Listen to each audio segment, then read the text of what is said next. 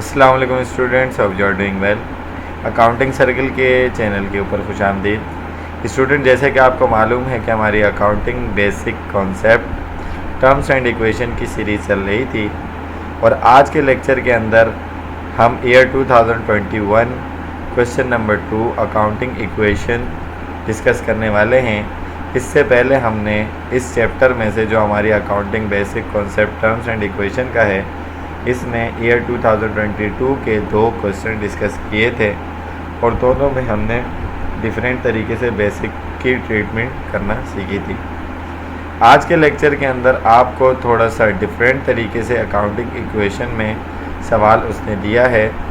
So video पूरी देखने से पहले मेरे चैनल को सब्सक्राइब करें और वीडियो को ज़्यादा से ज़्यादा शेयर करें।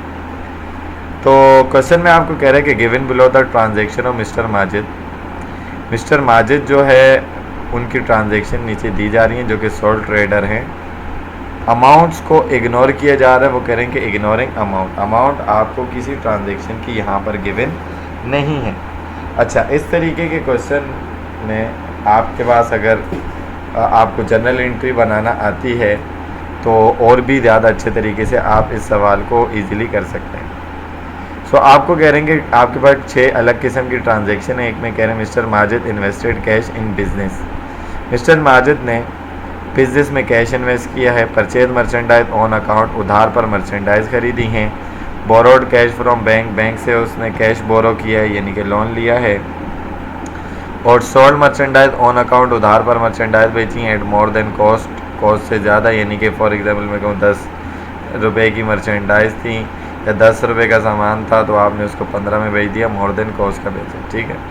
पेड सैलरीज एक्सपेंस पे किया। Withdraw cash for personal use, ठीक है ना, अपने ज़ाती इस्तेमाल के लिए ओनर नहीं, यानी कि मिस्टर माजिद ने कैश विड्रॉ किया है। रिक्वायर्ड में क्या कहता है, अब ये समझने वाली बात है। Indicate the effect of the above transaction on the elements of accounting equation. कह रहे हैं ये जितनी भी ट्रांजेक्शन है 6 की 6, इनका इफेक्ट आपके एलिमेंट्स ऑफ अकाउंटिंग इक्वेशन पर क्या पड़ रहा है। अकाउंटिंग इक्वेशन के एलिमेंट क्या होते हैं sir? Asset, liabilities, honour equity या कैपिटल कह लें, ठीक है ना। और उसके अलावा आपके पास रेवेन्यूज़ और एक्सपेंसेस भी होते हैं, लेकिन बेसिक फंडामेंटल अकाउंटिंग इक्वेशन में ये 3 आते हैं, ये बात आपको मालूम है। ये 2 भी मिला देंगे तो वो एक्सटेंडेड अकाउंटिंग इक्वेशन होगी। ओके जी। अच्छा, उनके ऊपर यानी कि ये इस elements of accounting equation, asset, liability, equity, revenues और एक्सपेंसेस वगैरह जो है, इनके ऊपर जो भी इफेक्ट आ रहा है वो आपने इंडिकेट करना है। प्लस फॉर इंक्रीज, यानी कि इनमें से कोई भी जो एलिमेंट इंक्रीज होगा उसके आगे आप या उसके नीचे प्लस का निशान लगाएंगे। माइनस डिक्रीज़ के लिए, अगर वो अकाउंट डिक्रीज़ हो रहा है तो आप माइनस का निशान से उसको इंडिकेट करेंगे। और अगर उस पर कोई चेंज नहीं आ रहा तो वहाँ पर लिख दोगे 0, ठीक है जी।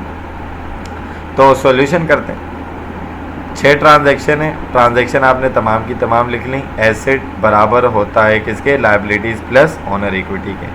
अब एक एक ट्रांजैक्शन को पढ़ते हैं और समझते हैं कि चेंज आता है या नहीं। Mister Majid invested cash in business. Mister Majid ने बिजनेस में कैश इन्वेस्ट किया। अगर मैं आपको इसकी एंट्री का बोलूं तो आप क्या बनाएंगे सर? मिस्टर माजिद ने बिजनेस में कैश इन्वेस्ट किया, एक आ गया कैश, और इन्वेस्टमेंट को हम बोलते हैं कैपिटल। कैश होता है एसेट, बिजनेस में कैश आ रहा है, एसेट बढ़ रहा है तो बढ़ रहा है तो हम क्या लगाएंगे? प्लस का निशान।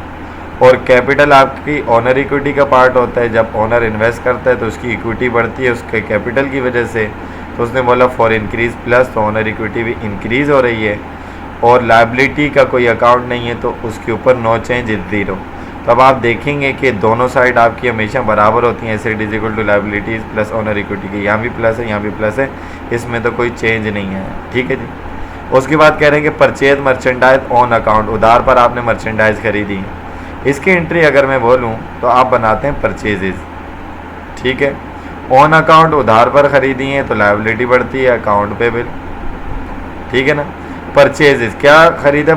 मर्चेंडाइज परचेज किए हैं। तो जब उसको आप इनिशियली रिकॉर्ड करते हो परचेजेज को, तो परचेज तो आपका एक्सपेंस है, लेकिन ख़रीदा क्या? इन्वेंट्री। और इन्वेंट्री क्या होता है? एसेट। एसेट खरीदा, एसेट बढ़ गया तो एसेट में आपने प्लस लगाया। उधार पर ख़रीदा यानी कि आपने सप्लायर को पैसे देने, तो लायबिलिटी भी बढ़ गई। तो लायबिलिटी प्लस यानी ओनर इक्विटी का कोई भी अकाउंट नहीं है तो उसके ऊपर ज़ीरो चेंज। ठीक है, तो 2 प्लस के साइन आ गया, आमने सामने बराबर चल रहे। Borrowed cash from bank, bank से आपने कैश लिया, थर्ड में आपको कह रहे हैं तो आपके पास आया कैश, और बैंक से बोरो किया है तो इसका मतलब बैंक लोन है, लायबिलिटी है। ठीक हो गया, ये बैंक लोन क्रेडिट की एंट्री बन जाएगी क्योंकि आपने उनसे जब कैश बोरो किया है, बोरिंग फ्रॉम लॉस, तो उसको वापस भी तो लौटाना है। तो कैश आपके पास आ गया, कैश एसेट है, एसेट बढ़ेगा तो प्लस लगा दिया। बैंक लोन लायबिलिटी है, पैसे वापस करने हैं, तो आपकी लायबिलिटी बढ़ गई, प्लस का निशान। ओनर इक्विटी का अकाउंट नहीं है तो नो चेंज, कोई चेंज नहीं आया तो आपने इस पर लिख दिया 0। उसके बाद नेक्स्ट ट्रांजैक्शन के अंदर आपको क्या बात बोल रहा है, सोल्ड मर्चेंडाइज, आपने मर्चेंडाइज सामान बेचा है ऑन अकाउंट उधार पर, एट मोर देन कॉस्ट, अपनी आपकी जो कॉस्ट है उससे ज़्यादा। तो इसकी अगर मैं एंट्री बनाऊं तो आपके पास एंट्री यहाँ पर जगह नहीं है तो मैं यहाँ ऊपर बना लेता हूँ कि आप उधार पर अगर मर्चेंडाइज बेचते हैं तो अकाउंट रिसीवेबल डेबिट हो जाता है, दूसरा अकाउंट आपके पास सेल्स का आ जाता है। ठीक है ना, मर्चेंडाइज क्योंकि बेच रहे हैं मोर देन कॉस्ट है तो आपको फ़ायदा हो रहा है।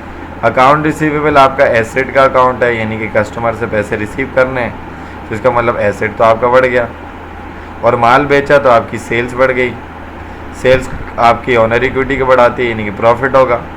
ठीक है ना, और मोर देन कॉस्ट है और लायबिलिटी तो है नहीं, 0 चेंज, और आपका मोर देन कॉस्ट प्रॉफिट भी होगा और आपकी सेल भी हो गई, इनकम रेवेन्यू कमा रहे हैं, आपकी ओनर इक्विटी में ऐड होता है तो आपकी ओनर इक्विटी बढ़ेगी, तो इसके सामने भी आपका प्लस का साइन आ गया। ठीक है जी। उसके बाद कह रहे हैं paid salaries expense, salary expense पे किया है, इसका मतलब एक्सपेंस हो गया, सैलरीज एक्सपेंस डेबिट, एक्सपेंस बढ़ता है तो डेबिट, और पेड का माना कैश दे दिया।